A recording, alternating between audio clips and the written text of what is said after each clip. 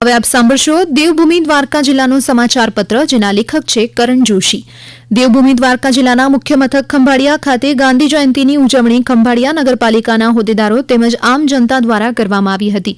રાષ્ટ્રપિતા મહાત્મા ગાંધીજીની જન્મજયંતિ નિમિત્તે દેવભૂમિ દ્વારકા જિલ્લાના મુખ્ય મથક ખંભાળિયા ખાતે જોધપુર ગેટ પાસે આવેલ ગાંધીજીની પ્રતિમા સમક્ષ નમન કરી સૂતરની આંટી પહેરાવી નગરપાલિકાના પ્રમુખ સહિતના હોદ્દેદારો તેમજ આમ જનતાએ ખૂબ જ સાદગીપૂર્વક ગાંધી જયંતિની ઉજવણી કરી હતી। ત્યારે આ તકે તમામ લોકોએ સ્વચ્છતા રાખવા અંગે સોગંદ લઈ સમગ્ર ખંભાળિયામાં સ્વચ્છતા જળવાઈ રહે તેવો નિર્ધાર વ્યક્ત કર્યો હતો।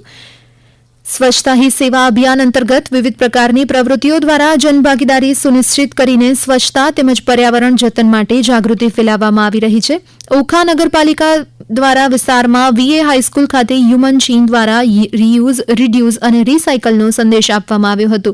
વધુમાં વિદ્યાર્થીઓને રીયુઝ એટલે કે પ્લાસ્ટિકની થેલી તેમજ વસ્તુઓ વાપરીને ફેંકવા કરતા એકથી વધુ વખત વપરાશમાં લો, રિડ્યુઝ એટલે કે પ્લાસ્ટિક કચરો પેદા થાય તેવી વસ્તુનો વપરાશ ઘટાડો અને રિસાયકલ એટલે કે પ્લાસ્ટિક કચરાને ફેંકી ન દેતા રિસાયકલ માટે આપો અને રિસાયકલ પ્લાસ્ટિકથી બનેલ વસ્તુઓ જ ખરીદવી તેવી સમજ આપવામાં આવી હતી।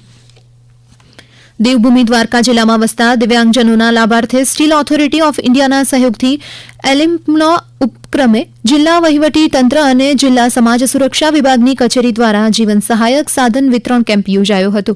આ કાર્યક્રમમાં અગાઉ યોજાયેલ એસેસમેન્ટ કેમ્પમાં નિશ્ચિત થયેલ દેવભૂમિ દ્વારકા જિલ્લાના 54 જરૂરિયાતમંદ દિવ્યાંગને ₹12.23 લાખના 88 સાધનનું વિતરણ કરવામાં આવ્યું હતું। પ્રવાસન, સાંસ્કૃતિક પ્રવૃત્તિઓ, વન અને પર્યાવરણ અને ક્લાઇમેટ ચેન્જ વિભાગના કેબિનેટ મંત્રી મુળુભાઈ બેરાની અધ્યક્ષતામાં એપીએમસી ખંભાળિયા ખાતે જિલ્લા કક્ષાનો ગરીબ કલ્યાણ મેળો યોજાયો હતો।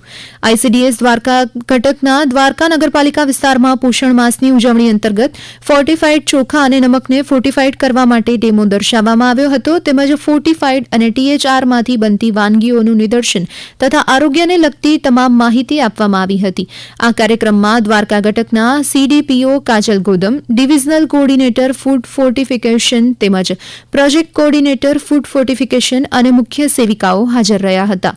વર્તમાન સમયમાં વધુ ઉત્પાદન મેળવવાની હોડમાં કૃષિ ક્ષેત્રે રાસાયણિક ખાતર, જંતુનાશક દવા જેવી વસ્તુના બેફામ ઉપયોગને કારણે વિવિધ સમસ્યાઓ ઊભી થઈ છે। આથી લોકોને પ્રાકૃતિક એટલે કે ઋષિ કૃષિ અથવા પરંપરાગત ખેતી દ્વારા અનાજ, શાકભાજી વગેરે ઉગાડવામાં આવે અને તેનો વપરાશ વધે તે માટે ગુજરાતમાં પ્રાકૃતિક ખેતી તરફ વળવા માટેનું અભિયાન શરૂ કરવામાં આવ્યું છે।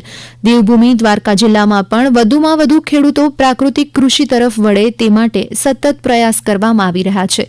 રાષ્ટ્રીય ગ્રામીણ આજીવિકા મિશન યોજના હેઠળ જિલ્લાના સ્વસહાય જૂથમાં જોડાયેલા મહિલાઓને પ્રાકૃતિક ખેતી અંગેની વિગતવાર તાલીમ અને શિક્ષણ માટે Gujarat livelihood promotion company limited Gandhinagar દ્વારા ગુજરાત નેચરલ ફાર્મિંગ અને સાયન્સ યુનિવર્સિટી સાથે આણંદ સાથે કરાર કરવામાં આવ્યો છે, જે અંતર્ગત પ્રાકૃતિક ખેતીના તજજ્ઞ અને ચેમ્પિયન ફાર્મર્સ દ્વારા જિલ્લાના 4 તાલુકામાં બહેનોને આ તાલીમ આપવામાં આવી રહી છે। તે અંતર્ગત ભાણવડમાં 60, કલ્યાણપુરમાં 30, ખંભાળિયામાં 30 તથા દ્વારકા તાલુકામાં 30 બહેનોને આ તાલીમ આપવામાં આવી હતી।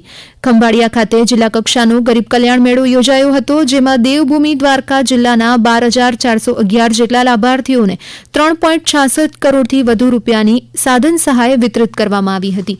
આ સાથે જ દેવભૂમિ દ્વારકા જિલ્લાનો સમાચાર પત્ર અહીં સમાપ્ત થયો, જેના લેખક હતા કરણ જોશી। પ્રસારણ આકાશવાણીના અમદાવાદ, વડોદરા કેન્દ્ર પરથી કરવામાં આવ્યું।